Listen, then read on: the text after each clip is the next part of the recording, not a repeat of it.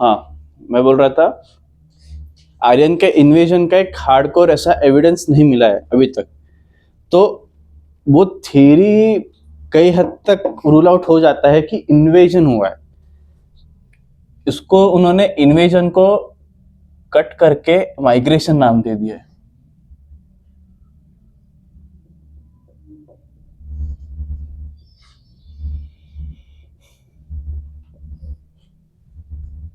मतलब rather then they invade, वो आके इन्वेड नहीं किया उन्होंने, बट जैसे जैसे ये लोग डिस्पर्स हो रहे थे उनकी जगह इन्होंने ले ली। ऐसा थियरी काफी हद तक एग्री करते हैं सब लोग। अब आर्यंस को लेके भी कई डिबेट है कि एग्जैक्ट इनका ओरिजिन कहाँ से है। कुछ बोलते हैं ये लोग नेटिव इंडियंस ही थे, कुछ बोलते हैं सेंट्रल अमेरिका, टर्की, ईरान वो साइड से आए हैं। तो वो एक कंट्रोवर्शियल पार्ट है, तो उसको हम लोग लेके ज़्यादा डिस्कस करेंगे नहीं उनका ओरिजिन। बट ऐसा मान के चलो कि दे वर अ रेस और a group of linguistic people who came to India. फिलहाल के लिए हम लोग हमारे स्टडीज के लिए ऐसा ही मानेंगे। इस पे क्वेश्चंस आते नहीं है तो कंट्रोवर्सी है, क्योंकि कंट्रोवर्सी है, एक जन बोलता है ये, दूसरा बोलता है वो, तो छोड़ दो उस चीज को। Aryans central America, India, central Asia और ईरान, ये साइड से आने वाले लोग थे जो अभी सी रूट का आइडिया नहीं है, तो अब एक नॉन रूट ओनली हड़प्पा के साइड थ्रू ही है, अफगान, बलोच, सिंध, पंजाब। तो इनिशियल उनका पूरा जो कुछ क्या बोलते हैं उसे, सेटलमेंट था, वो सप्त सिंधु के उधर ही था, जो पंजाब के साइड का पूरा आता है। इतना पूरा पोर्शन, इंडिया का पंजाब, पाकिस्तान का पंजाब और यहाँ से अफगान तक ऊपर, इतना पूरा रीजन पहले सप्त सिंधु कहा जाता था। अभी भी कहते हैं सप्त सिंधु, मतलब क्या है, 5 रिवर्स। वो एक ऐसा रीजन बनेगा रिवर्स के वजह से। पंजाब का नाम क्यों पड़ा? 5 रिवर्स के वजह से। तो वो रीजन में इनका इनिशियल सेटलमेंट दिखा है, ऊपर जम्मू तक भी गया है इनका इनिशियल सेटलमेंट।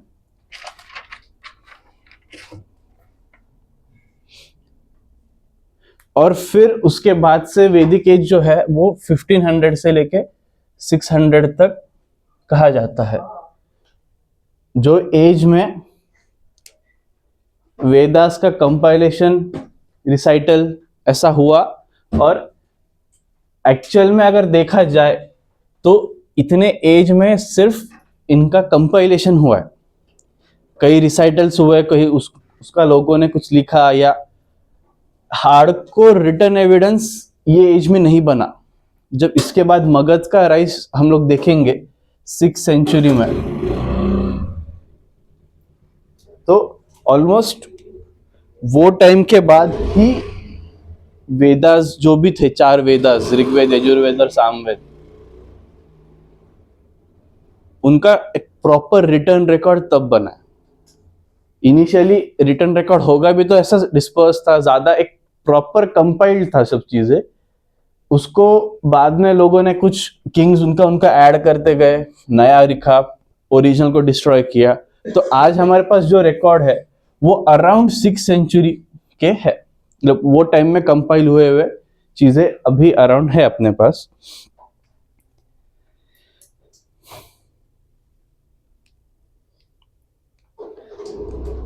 सिक्स सेंचुरी से लेकर 2nd सेंचुरी तक उनका राइटिंग पीरियड चला।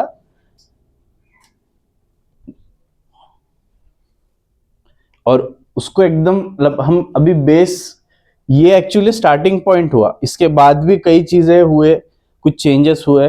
तो 11th AD जो है, हम वो एरा में लिखे गए ऋग्वेद, पूरे वेदास को बेस पकड़ के चलते हैं।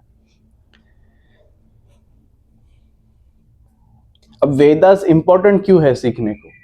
पहली बात तो क्वेश्चन आता है, वो तो बट ऑब्वियस चीज है। दूसरा, हड़प्पा और मगध, इनके बीच का ये पूरा पीरियड है, और कई सारे जो हम अभी के रिचुअल्स देखते हैं, फॉलो होता है, अपना जो वर्ण सिस्टम है, वो ऐसे कई चीजें वेदास के पीरियड से ही इवॉल्व हुई है, इनिशियल वहां से हुआ, क्योंकि हड़प्पा में रिलीजियस बिलीफ को लेके कुछ नहीं था, और मगध में आते आते एक प्रॉपर रिलीजियस या एक सिस्टम बन चुका था रिलीजन्स का। तो वो बीच में जो गैप है वो वेदास ने फिल किया है। बेसिकली वेदास में से ही वर्ण सिस्टम स्टार्ट हुआ था। हम सबको पता है कि ऋग्वेद के आखिरी का जो 10th वाला है उनका जो याद नहीं आ रहा वो है, तो उसमें लिखा था वर्ण सिस्टम को लेके। उधर से वर्ण सिस्टम का स्टार्ट हुआ है, एक स्ट्रॉन्ग प्रॉपर रिलीजियस बिलीव्स बने हैं, वर्शिप स्टार्ट हुए हैं, सर्टन गॉड्स का ही वर्शिप हुआ करता था ऋग्वेद में, फिर यजुर्वेद में अलग हुआ, आते आते फिर गॉड्स फिक्स हुए। हम ऐसा बोल सकते हैं पहले इंद्रदेव की पूजा होती थी, बाद में अग्निदेव की होने लगी, फिर वरुण देव की थी। वरुण देव स्टार्टिंग से पूजा, मतलब वरुण देव का स्टार्टिंग से हो रहा है पूजा, पहले इंद्रदेव का हुआ, उसके बाद लोगों ने इंद्रदेव की जगह दूसरे देवता का पूजा करना स्टार्ट किया। तो ये चीजें वैदिक एज में हुई है। और इनिशियल जो भक्ति मूवमेंट भी है, अब एक्चुअल भक्ति मूवमेंट तो बाद में हुआ 9th सेंचुरी के आसपास, बट एक शुरुआत उसका भी यही से हुआ है। पहले एनिमल सैक्रिफाइसेस थे मोक्ष के लिए। बेसिकली कोई भी रिलीजन का एक प्राइमरी एम क्या होता है?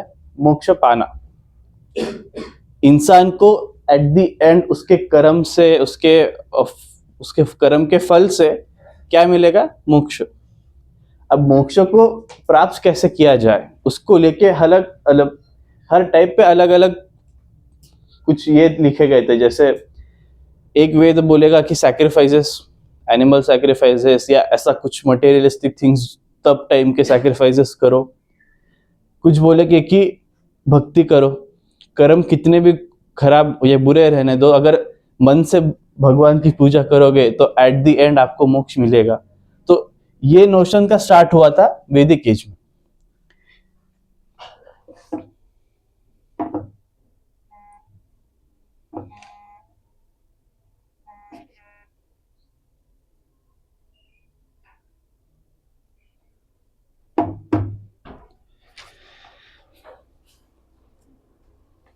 और बेसिकली ऋग्वेद से या ये वेदास से हमको इनके सिर्फ रिलीजियस नहीं बट पॉलिटिकल, सोशल और इकोनॉमिकल हर लाइफ का एक ब्रीफ आइडिया मिला है। इनफैक्ट ज्योग्राफिकल रीजन वो टाइम का वो भी मेंशन है ऋग्वेद में कि वो टाइम पे ज्योग्राफी क्या थी। अगर हम अभी इंडिया को कैसे डिफाइन करेंगे? हिमालयस नॉर्थ में है, साउथ में इंडियन ओशन है, ईस्ट में बे ऑफ बंगाल है, वेस्ट में अरेबियन सी। तो हम इंडिया को ज्योग्राफिकली डिफाइन करें तो यही बोलेंगे कि हिमालयस और इंडियन ओशन के बीच का region is India. Same goes with this. उन्होंने भी वैसे ही डिफाइन किया था कि नॉर्थ में हिंदू कुश है, साउथ में अरेबियन सी है या ओशन है, और ईस्ट और वेस्ट में लैंड है, क्योंकि उनका तब लैंड था ये वाला पार्ट। वो लोग ज्यादा साउथ या सेंट्रल इंडिया तक आए नहीं थे, उनका इनिशियल यही था, तो वो डिफाइन वैसे ही करेंगे। तो यहाँ अरेबियन सी आएगा। अब सी और ओशन का इतना डिफरेंस तो उनको पता होगा या नहीं, उसका कुछ हमें एविडेंस नहीं मिला। तो ओशन, लैंड और ऊपर हिंदू कुश।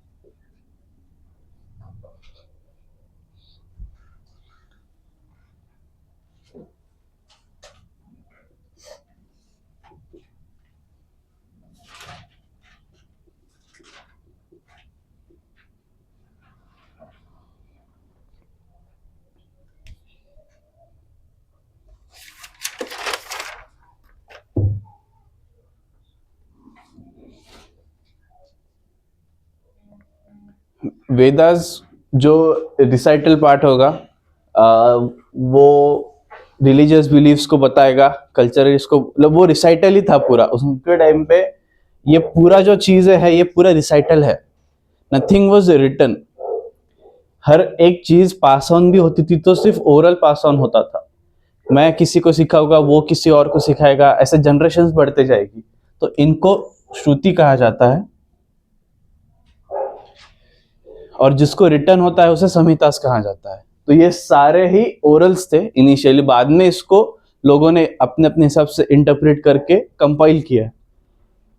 उसके बाद वेदास जो थे उनको एक्सप्लेन करने के लिए ब्राह्मणास थे। ये पर्सन नहीं है, ये टाइप ऑफ लिटरेचर ही बोल सकते हैं, ब्राह्मणास बोलते हैं इन लोगों को, या इस चीज को,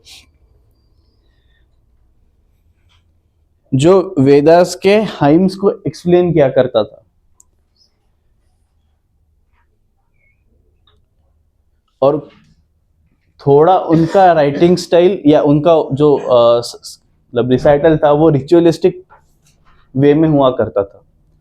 आर्यंकास जो थे उसके सब पार्ट बोल सकते हैं, मतलब मेन नॉवेल, अगर आपको अंडरस्टैंड होना है तो मेन नॉवेल या ग्रंथ ऐसा बोलो, उनके ये सब पार्ट्स है।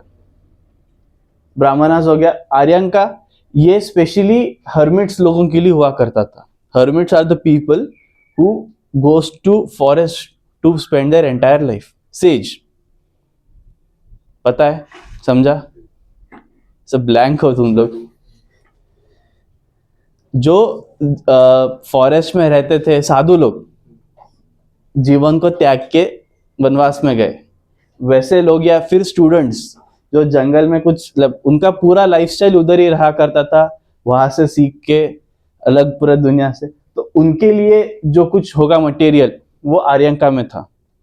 और उपनिषद उसके नीचे जो लास्ट वाला टेक्स्ट बोल सकते, तो it was a philosophical text.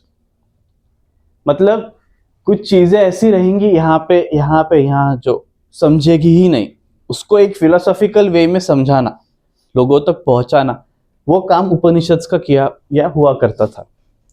और उपनिषद से ही एक्चुअली भक्ति का एक रेफरेंस मिला है। मतलब वेदास में सैक्रिफाइसेस को लेके बहुत ज्यादा इम्फेसाइज था, मोक्ष पाना है तो सैक्रिफाइसेस करो। उपनिषद ने फिर वो एक नोशन दिया कि आप लोग भक्ति से भी मोक्ष पा सकते हो। लिखा नहीं है बट इंटरप्रिटेशन उसका वैसा ही हुआ। तो लोगों ने सैक्रिफाइसेस कम किए और भक्ति करना शुरू किया।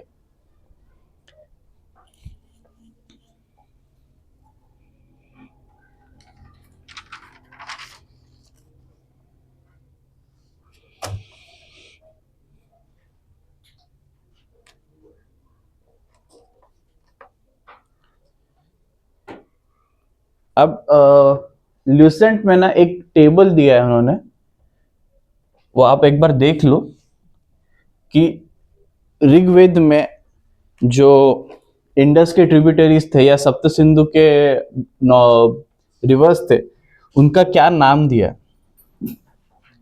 अब इसमें मैं इंडस के ट्रिब्यूटरीज का सिर्फ एक लिख देता हूं।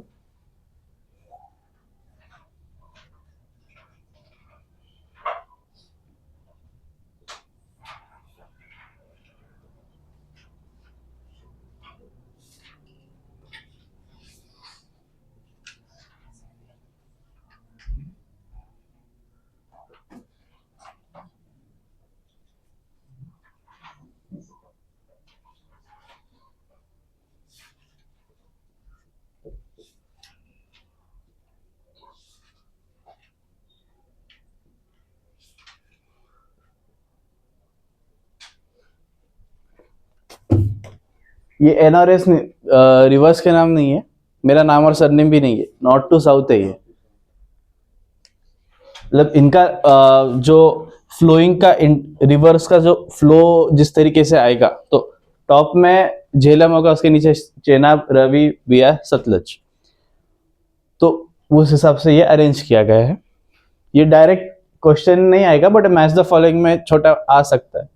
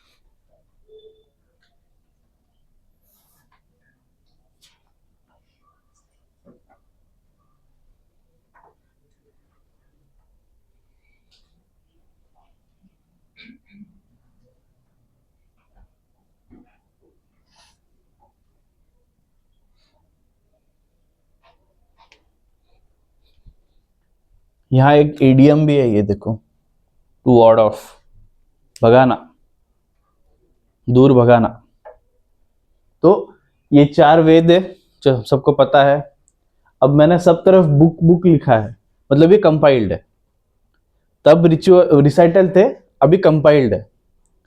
ऋग्वेद ओल्डेस्ट वेद है, और ऋग्वेद का जो एरा है उसे ही हम अर्ली वैदिक पीरियड बोलते हैं।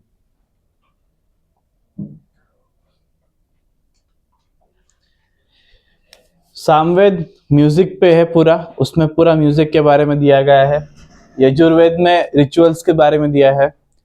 और अथर्ववेद में जो स्पेल्स वगैरह थे, दूर इविल स्पिरिट्स को दूर भगाने के लिए, डिसीजेस को दूर रखने के लिए जो कुछ मंत्र थे, वो सारे अथर्ववेद में आए हैं। और ये यंगेस्ट वेद है इन चारों का।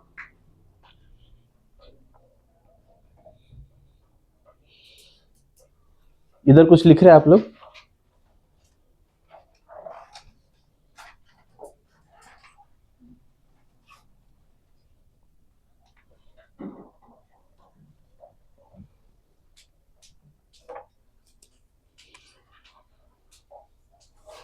कुछ टर्म्स है, सीधा पूछ लेते हैं।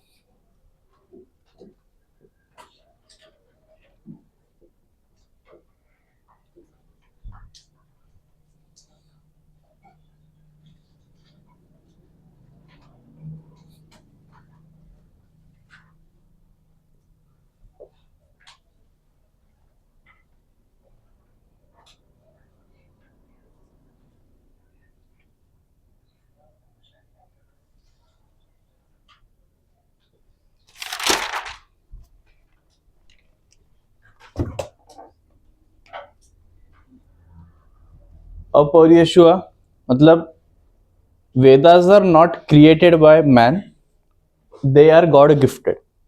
इंसानों ने बनाया नहीं है उसे, वो भगवान से ही हमें मिले हुआ नॉलेज है, उससे हमने कंपाइल किया है, लिखा है। नित्य, इटर्नल इन नेचर, मतलब Vedas can not be change. वो लोग है, जैसे भगवान इटर्नल इन नेचर होता है। आज इंसान है, कल इंसान नहीं है, परसों कुछ और है, बट भगवान है, आखिर तक है। टाइम के स्टार्ट से टाइम के एंड तक भगवान है, हम जो ऐसा बोलते हैं। तो उनके इसमें वेदास को वैसा बोला जाता था, माना जाता था। रीता, नेचुरल ऑर्डर, हर एक चीज को नेचुरल ऑर्डर फॉलो करना होता है। बाद में इसको धर्म बन गया कि धर्म मतलब नेचुरल ऑर्डर फॉलो करना, धर्म पालो, धर्म को अपना फॉलो करो, उसके लिए कर्म अच्छे करो धर्म के लिए। तो मीनिंग यही है कि हर चीज का एक नेचुरल ऑर्डर है, कोर्स है, और वो चीजें वो फॉलो करेंगी, तुम्हें भी वो फॉलो करना है।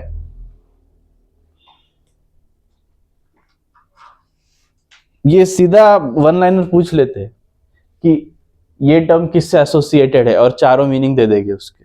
स्ट्रेट फॉरवर्ड क्वेश्चन आ जाएगा। उधर जाके बोलना मत कि सर ये तो एलियन लैंग्वेज है, आज तक तो हम कभी देखे ही नहीं इसको। उसके बाद ब्राह्मणस,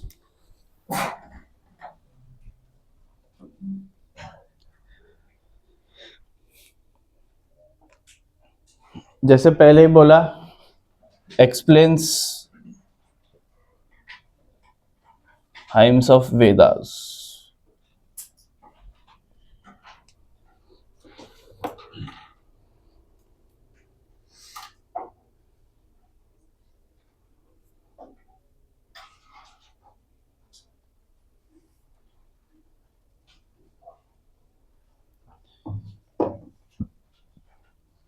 हाइम्स पता है ना सबको क्या होता है? वेदास के जो कुछ लोग थे उनको एक्सप्लेन करने के काम इसने किया।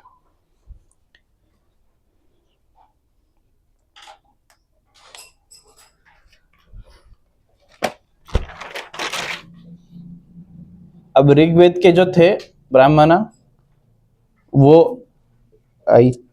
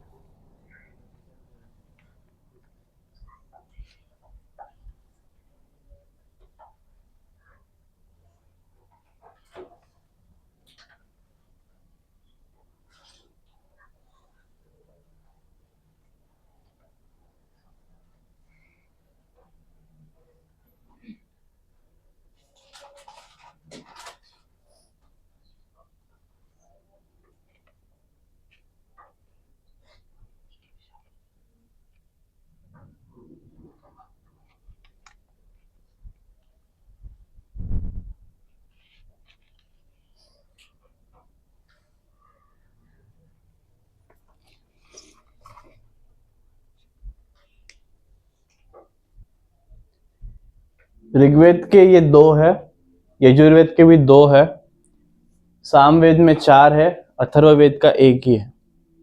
ये सारे ब्राह्मणास है। दे वर टू एक्सप्लेन एवरीथिंग और हाइम्स ऑफ वेदास। इसमें भी सेम मैच द फॉलोइंग आएगा।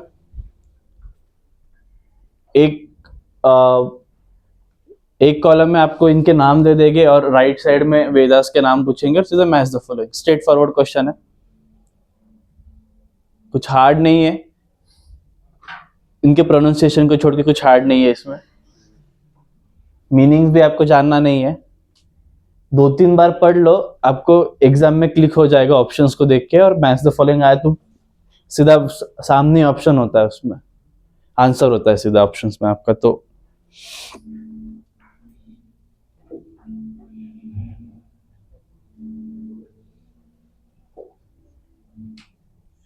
किसको सुबह सुबह गाने सुनने हैं यार इतने लाउड में?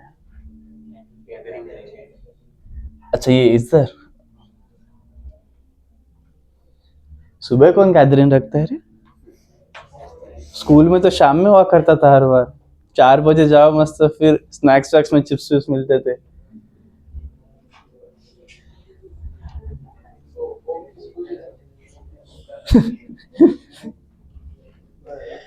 उसके बाद आर्यन का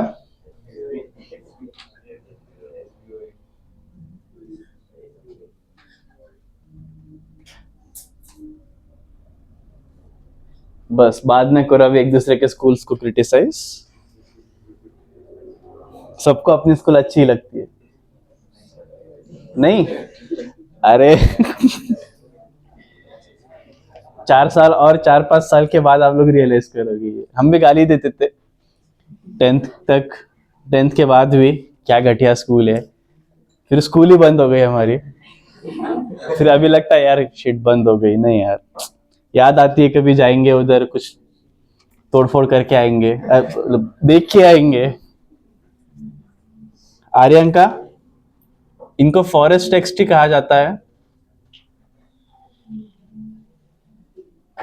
आर्याना जो है वर्ड, वो उसका मीनिंग ही फॉरेस्ट होता है।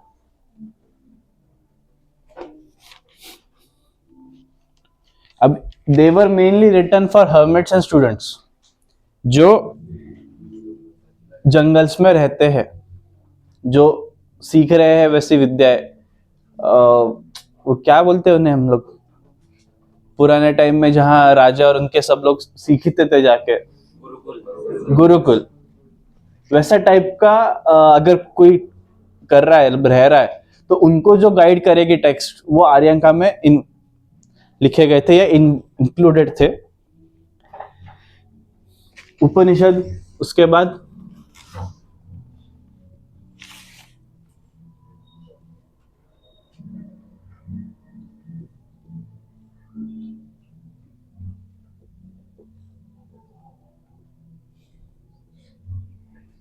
बच्चों का है यार ये छोटे।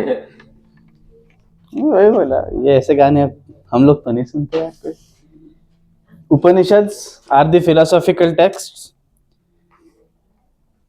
इनको वेदांता भी कहा जाता है, और they usually came at the end of Vedas. पूरा होने के बाद आखिर में कंक्लूजन का पार्ट ये थे, कंक्लूजन भी नहीं बट आखिर का क्लाइमैक्स के बाद के सीन पोस्ट क्रेडिट में आते थे ये लोग। There are total 108 Upanishads, number है याद रखो। और इनमें था कि सैक्रिफाइसेस की जगह आप लोग दिल से कुछ भक्ति करो, उससे आपको मोक्ष मिलेगा। तो ये आइडिया उपनिषद ने दिया था।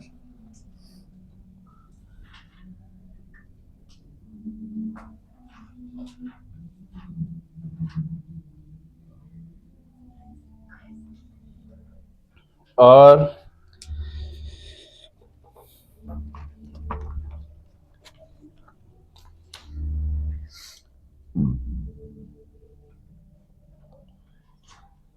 यहां लिखे हुआ दिखेगा ना पीछे,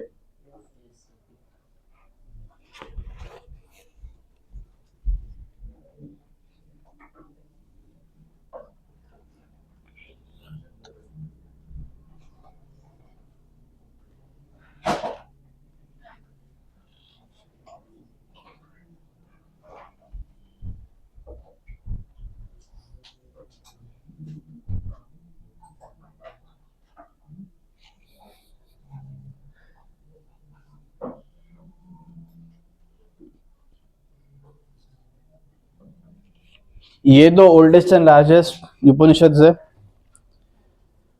बृहददर्यांका और बृहददर्यांका। एक बी और वी का डिफरेंस है सिर्फ।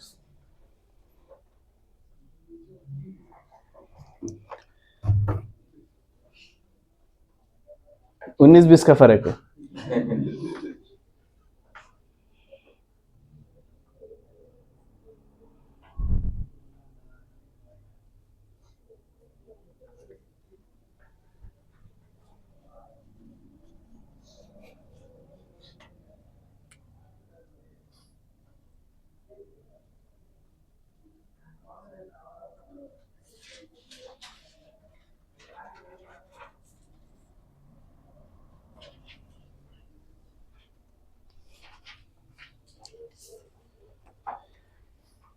अर्ली वैदिक एज, मतलब जो ऋग्वेद का पूरा एज आता है, इट इज कॉल्ड अर्ली वैदिक एज। अब इसमें अगर स्टार्ट किए तो, इसलिए मैंने बोला लास्ट स्टार्टिंग में कि Aryans are not a race but a linguistic group और अ लिंग्विस्टिक कैटेगरी। तो उनको रेस बोल के कभी आगे ये मत करो, क्योंकि वो हिटलर ने जो किया उसके बाद से एक नैरेटिव चेंज करना पड़ा आर्यंस को लेके, बिकॉज हिटलर ने आर्यन सुपियोरिटी को प्रमोट किया। उसके नजर में Aryans were the superior race, other all races were the inferiors. तो वो नैरेटिव चेंज करने के लिए ये चीजें किया कि Aryans are not a race but a linguistic category. अब ये लोग मेनली पास्टरल थे,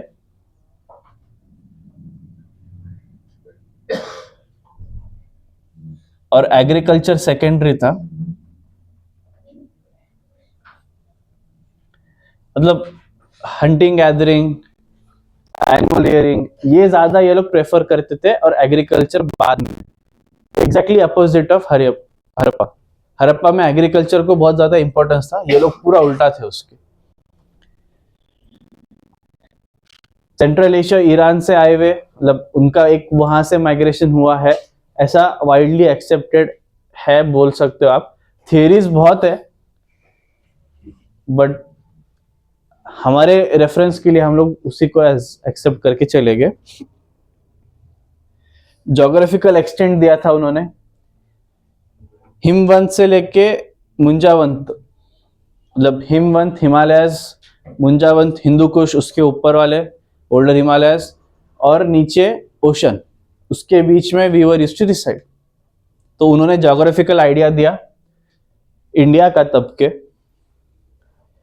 और जैसे स्टार्टिंग में ही बोला कि दे मेनली रिसाइडेड नियर और इन द रीजन ऑफ सप्त सिंधु इटसेल्फ.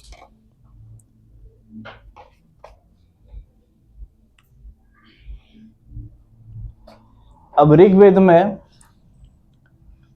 अश्व या अश्व माने हॉर्स को बहुत ज्यादा इंपॉर्टेंस दिया गया है और उसका रेफरेंस मिला है. अब ये वर्ड का ही रेफरेंस है जिससे हम लोग डिड्यूस कर सकते हैं कि it is horse.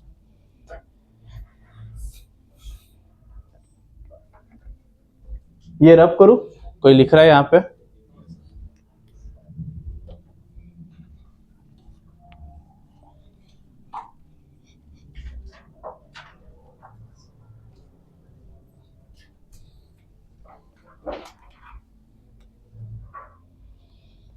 Political life उनका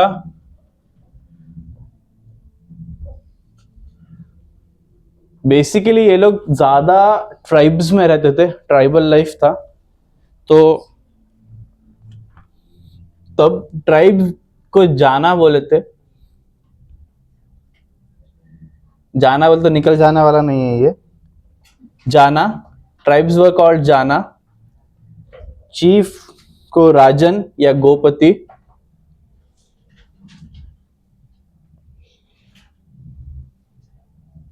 और गोपा.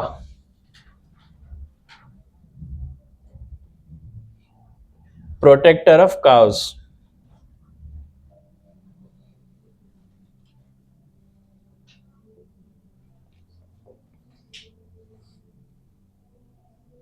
पुरोहित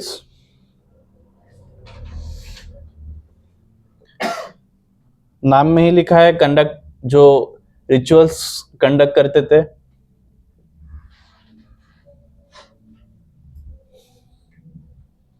आर्मी चीफ.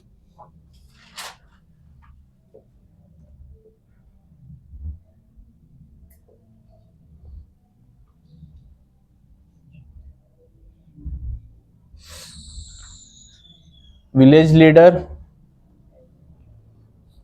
ग्रामीणी.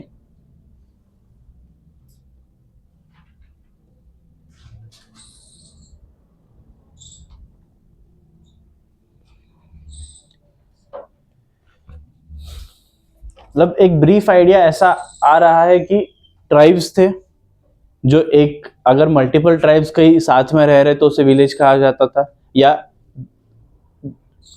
मल्टीपल ट्राइब्स के ग्रुप का विलेज भी बोल सकते थे. ट्राइबल लीडर को जाना बोलते थे या जना. विलेज लीडर को ग्रामीणी. उनके जो चीफ थे, जो ट्राइब का चीफ होगा, उससे ये तीनों नाम है. मतलब कहीं राजन बोला है, कहीं गोपा कहा है, कहीं गोपति कहा है. बेसिकली गो मतलब हम लोग काव से रिलेट करते हैं उस चीज को, तो गोपा माने प्रोटेक्टर ऑफ काव्स. पुरोहित जो रिचुअल्स कंडक्ट करते थे. और इन केस ऑफ वॉर वगैरह, मतलब ट्राइबल इश्यूज होते थे, आजू बाजू में झगड़े थे लैंड को लेके, तो फिर एक चीफ था आर्मी का, सेनानी. अब एग्जैक्ट आर्मी मतलब ऐसी पूरी स्टैंडिंग आर्मी नहीं, हाथ में सबके वेपन्स है, कुछ शील्ड्स है, ऐसा इतना डिटेल डिस्क्रिप्शन नहीं है पता हमें. बट ऑब्वियस है कि अगर दो अलग अलग ट्राइब के लोग आसपास रह रहे तो उनमें झगड़े और आपसी बंधन होने ही वाले हैं. तो उसमें अगर हाथापाई पे बारी आई तो कुछ एक अपने पास इंसान होना चाहिए जो सबको सिखा सके. वो आर्मी चीफ था. उसके बाद असेंबली इनका.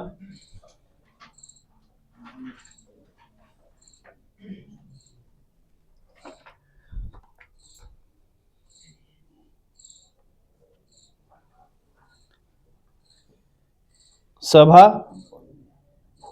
Elites, small body.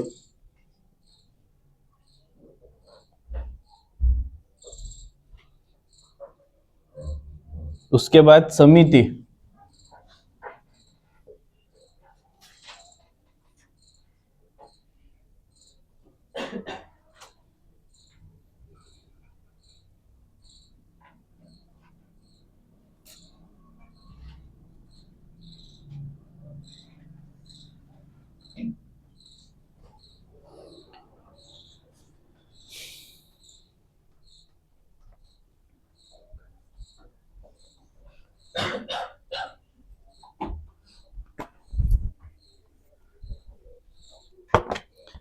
समिति, सभा, उसके बाद विधाता,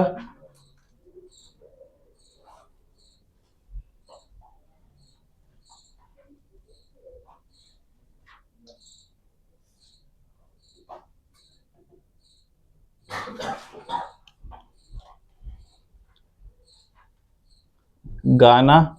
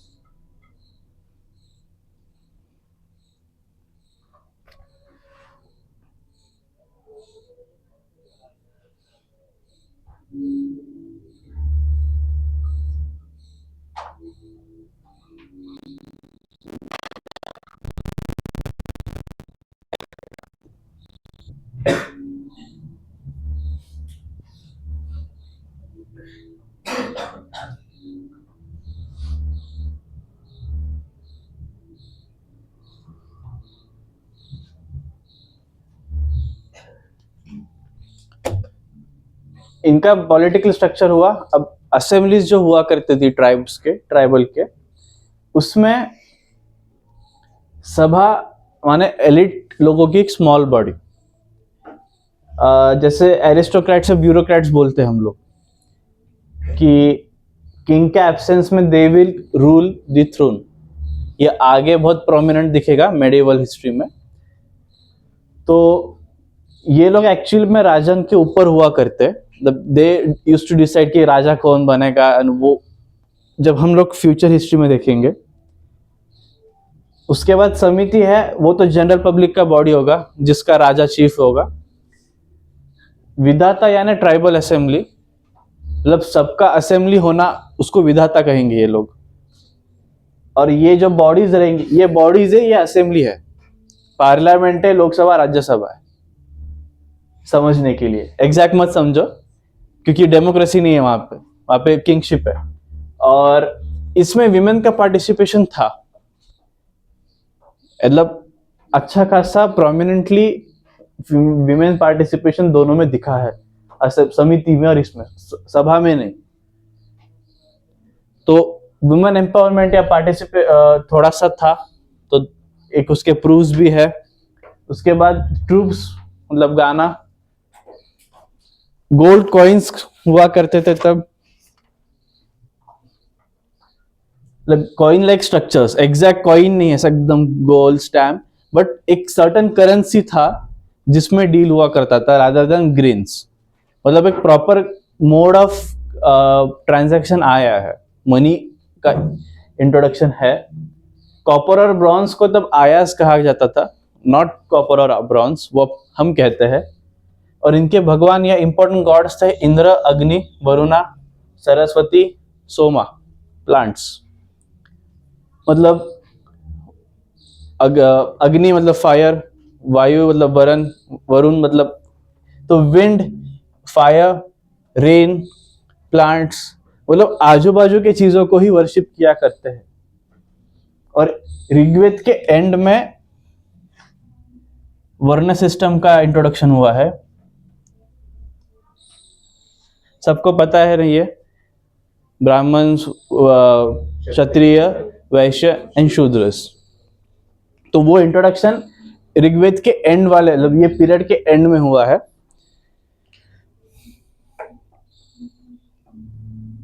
इसमें एक फेमस बैटल भी है, बैटल ऑफ 10 किंग्स कहा जाता है उसे।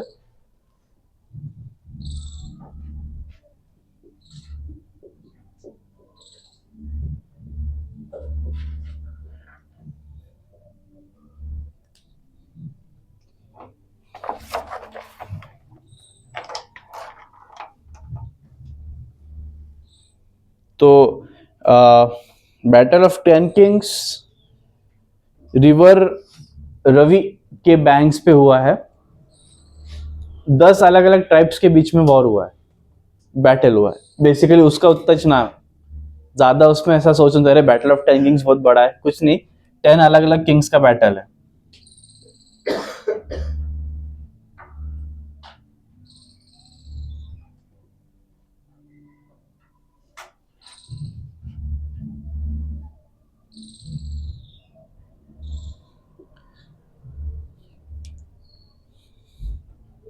और इसमें भरत या भारत ट्राइब का विक्ट्री हुआ, तो उससे भारतवर्ष नाम का पड़ा इंडिया का। तो भारत क्यों बना या कैसे बना, तो ये बैटल का विनर था भरत ट्राइब, और उससे भारतवर्ष या भारतवर्ष।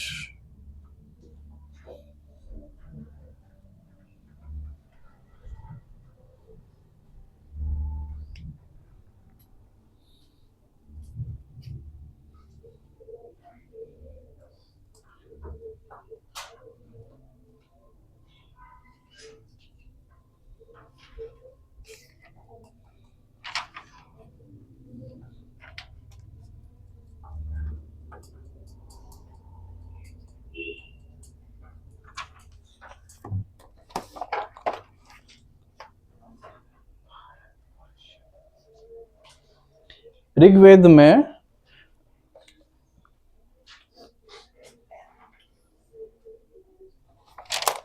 जो मंडल्स बोलते हैं उनके लाइक 10 पार्ट्स है, वो यहां लिख रहा हूं मैं, 10 मंडलस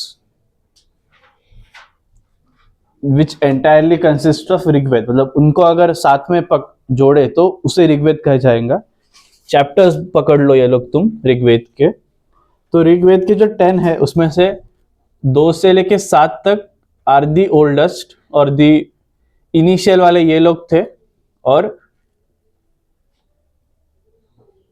जो फर्स्ट एंड 10th वाला था वो बाद में ऐड किया गया था।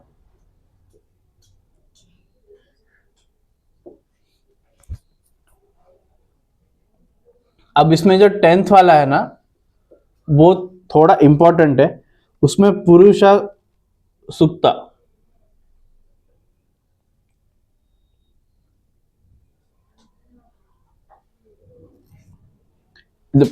दिस 10th कंसिस्ट ऑफ पुरुषा सुक्ता, जिसमें वर्ण का बताया गया है, और विच टेल्स अस अबाउट वर्णस। तो ये 10th वाला जो लेटर ऑन ऐड हुआ है मंडल, उसमें वर्ण का पूरा बताया गया है।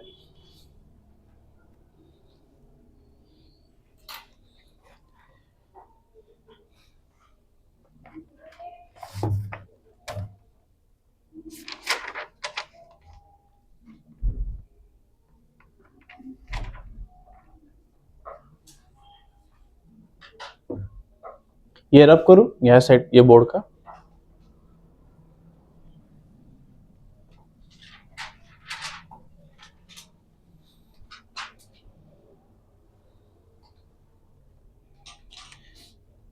उसके बाद लेटर वैदिक एज,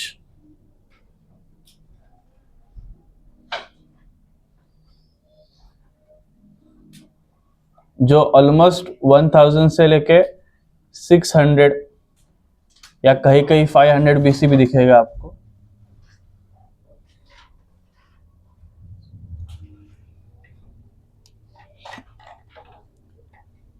वो पीरियड को लेटर वैदिक एज कहा जाता है।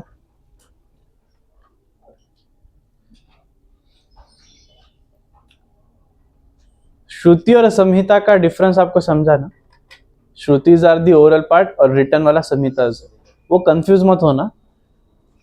कई कई जगह वेद डाल के अगर उन्होंने संहिता बोला या कुछ श्रुति बोला, तो श्रुतिज क्या है, उनका रिटर्न पार्ट क्या है, वो आपको एक कंफ्यूज करने के लिए अच्छा खासा जरिया है ये, क्योंकि अब इतना डिटेल में हमको याद नहीं रहेंगी ये चीजें आगे जाके।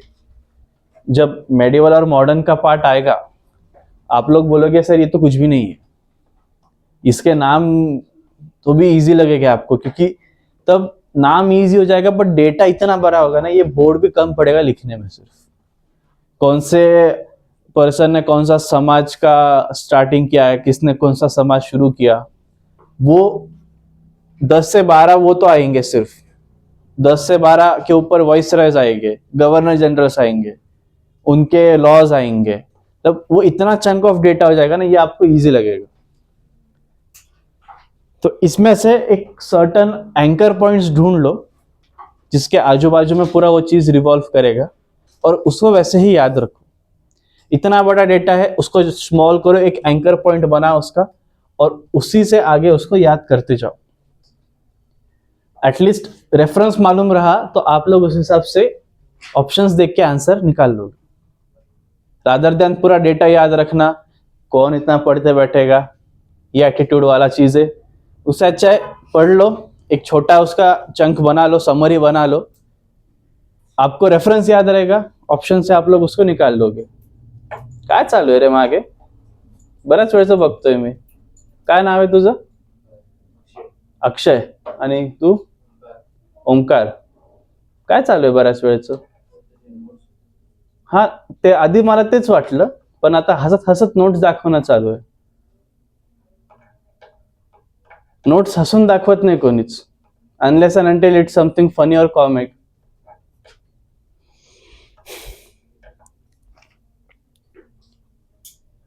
लेटर वैदिक एज में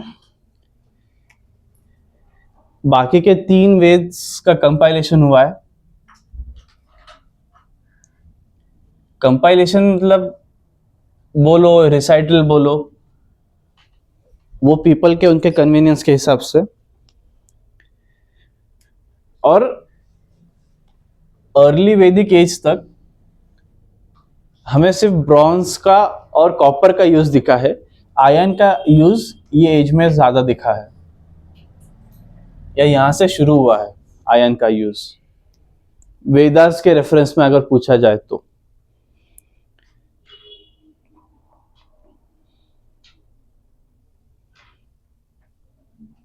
एक और इसमें एक चीज रह गया मेरा बताना।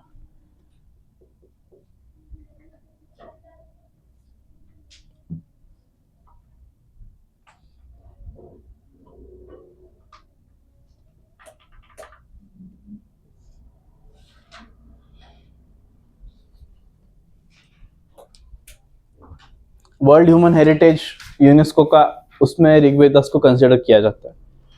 सीधा वन लाइनर है, which Veda is consider UNESCO world human heritage. चारों का ऑप्शन है, 4 दे देंगे।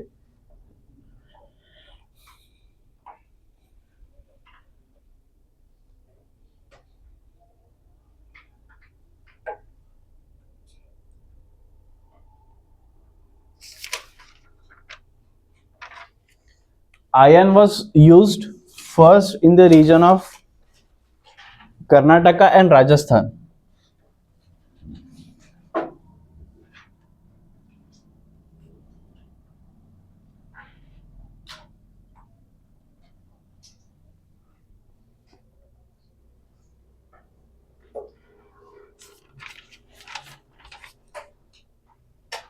अब ये अराउंड 1500 BC ही है, तो end of old age, old और अर्ली वैदिक एज, आयरन का यूज स्टार्ट हो चुका था। और ये एरा को पेंटेड ग्रे वेयर एरा भी कहा जाता है, और आयरन फेस कल्चर।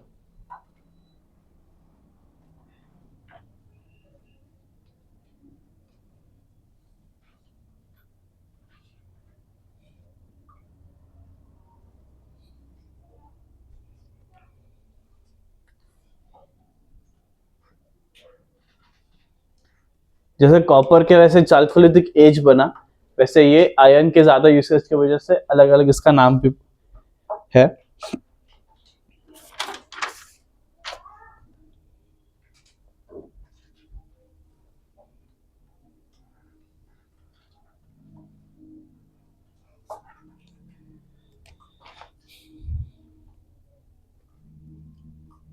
इसी पीरियड में महाजनपद, जो जनपदास है, उनका राइज स्टार्ट हुआ था।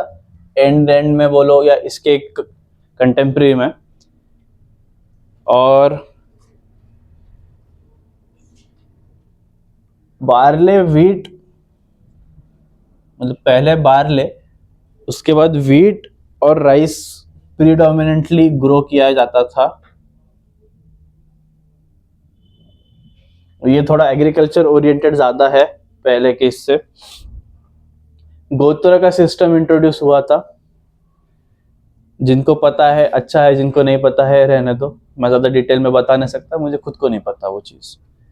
बट इतना एक है कि गोत्र आपके लीनेज में होता है, जिससे आप कौन से ट्राइब के बिलोंग करते हो, वो हेल्प करता है मैरिज के वक्त आइडेंटिफाई करने में कि सेम फैमिली में तो मैरिज नहीं हो रहा है। इसलिए गोत्र का जो सिस्टम है वो ये पीरियड में इंट्रोड्यूस हुआ है। और इसमें विष्णु, रुद्र और पुषान, ये 3 इंपॉर्टेंट गॉड्स है।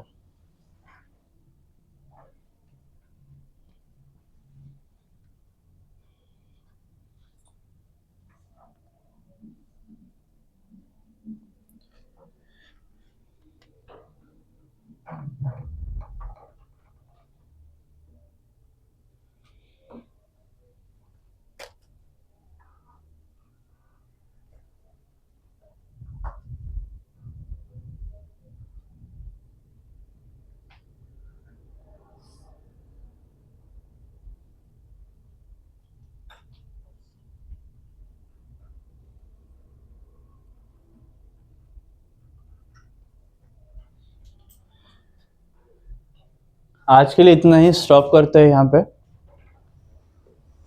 और कल थोड़ा बेसिक या कुछ फैक्ट्स अगर मिस आउट किए मैंने तो मैं आपको वो बताऊंगा लेटर वैदिक एज को लेके, और कुछ रहे तो अर्ली के भी बताऊंगा। और कल ही इमीडिएट जैनिज्म बुद्धिज्म से स्टार्ट करेंगे या फिर महाजनपद पे जाएंगे, वो क्रोनोलॉजी के हिसाब से मैं आपको कल समझ जाएगा। कुछ डाउट्स अभी तक, कुछ पूछना है? अभी से इतना टेंशन मत लो हिस्ट्री का। सबको लग रहा है कि यार ये इतना क्या बोर पढ़ा रहे हो सर आप, चेहरे बता रहे हैं आप सब लोगों के, समझ रहा है मुझे। एंशियंट कंपैरेटिवली है, थोड़ा सा आप लोगों को बोरिंग होगा वो। जिसको हिस्ट्री में कीन इंटरेस्ट है उसको ये मजेदार लगेगा, जिसको नहीं है वो बोलेगा कि क्या पढ़ रहे सर। बाद में थोड़ा मेडिवल और मॉडर्न आप लोगों को इंटरेस्टिंग लगेगा। क्यों? क्योंकि इससे ज्यादा रिलेटेबल हम लोग नहीं कर पा रहे, हम इसको, ये हिस्ट्री को रिलेट नहीं कर सक रहे, इतना पुराना हिस्ट्री है। उसके बाद हम तो इतना इवॉल्व हुए हैं। बट मेडिवल में कुछ चीजें मेडिवल के हैं आर्किटेक्चर से जो आज भी हम लोग विजिट करते हैं। मॉडर्न हिस्ट्री तो पूरा अपना बेस ही है, जिसपे अभी गवर्नेंस हो रहा है। पूरा इंडिया का कल्चर अभी तो मॉडर्न में ही बना, तो फाइटिंग स्किल्स ज्यादा इंप्रूव हुए, तो इसलिए हम लोग मॉडर्न को सबसे ज्यादा रिलेट कर पाते हैं।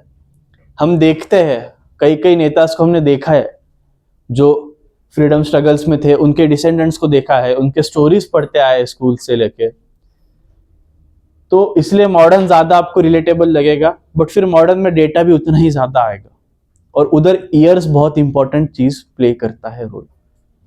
गांधी जी कब आए और गांधी जी ने कब आंदोलन स्टार्ट किया, उसमें भी 5 साल का डिफरेंस है। आप बोल दोगे कि सर आते से उन्होंने आंदोलन और वो सब स्टार्ट किया, तो नहीं, गलत है पूरा, गए आपके मार्क्स उसमें आराम से। तो उधर मैटर बहुत ज्यादा करेगा चीजें ईयर्स को लेके। यहाँ पे पीरियड्स इंपॉर्टेंट है, मोटा मोटा याद में रहता है, अच्छा हाँ 5000 था, 500 था, एक जीरो ऊपर नीचे कर दो, वैल्यू ज्यादा, बहुत ज्यादा चेंज होगा। बट एंशंट में हमें एग्जैक्ट डेट्स पता नहीं है, तो हम लोग उतना चेंज अफोर्ड कर सकते हैं। मेडिवल में और मॉडर्न में बिल्कुल नहीं। 1728 बोला है या 1525 बोला है फर्स्ट बैटल ऑफ इसको, पानीपत को, तो वो उसी में हुआ, ना 24 में हुआ ना 26 में हुआ। 26 से 4 इयर्स तक बाबर का रीन चला, तो चला। जब तक एनसीईआरटी बोलेगा नहीं कि नहीं नहीं ये 27 से था, तब तक हमको 26 मानना पड़ेगा। 25 नहीं कर सकते, 26 नहीं कर सकते, 27 नहीं कर सकते। तब ईयर्स को लेके मैं बताऊंगा, अगर तकलीफ होने लगे तो सीधा 1900, 1920, 1940, 1960 ऐसा लिख लेने का, उसके नीचे उनकी इवेंट्स लिख लेने का, याद रखने के लिए ये एक अच्छी टेक्निक है। नहीं तो अगर मेरे जैसा आपको नंबर्स अच्छे लगते हैं याद रखने को तो वेल एंड गुड, इमीडिएट वो आपको डेट याद आ जाएगा, ईयर में। कुछ डाउट नहीं अभी तक ना? ठीक।